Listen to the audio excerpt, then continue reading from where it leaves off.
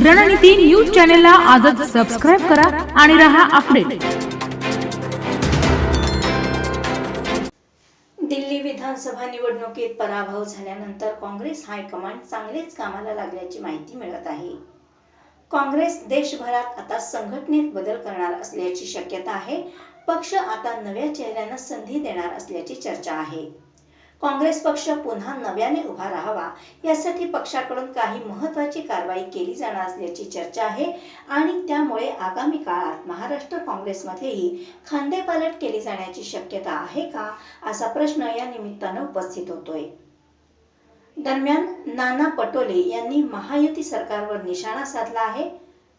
कथित कृषी विभागातील घोटाळ्यात केवळ मंत्री धनंजय मुंडे हेच जबाबदार नाहीत, तर तत्कालीन मुख्यमंत्री, तत्कालीन उपमुख्यमंत्री सुद्धा जबाबदार आहेत। हे सरकारच शेतकऱ्यांच्या टाळूवरचं लोणी खाणारं सरकार आहे। धनंजय मुंडे यांना आरोपी करण्यापेक्षा हे सरकारच शेतकऱ्यांच्या नावाने पैसे खाणारे सरकार आहे।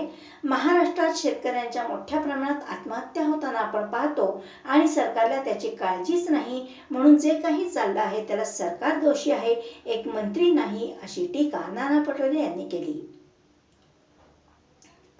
काँग्रेसच्या संभाव्य खांदेपालटबाबत बोलताना नाना पटोले म्हणाले की मला जशी 4 वर्षे झाली मी स्वतः सांगतोय की मला प्रदेशाध्यक्ष पदावरून काढून दुसरी जबाबदारी द्यावी।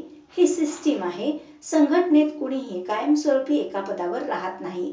प्रत्येक माणसाला संधी मिळावी, चांगलं काम करणाऱ्यांना संधी मिळावी, अशी सर्वांची अपेक्षा असते। त्यामुळे दिल्ली निवडणूक आणि संघटना यांचा कुठलाही संबंध नाही, बदल हे होत राहतात, अशी सूचक प्रतिक्रिया नाना पटोले यांनी दिली आहे।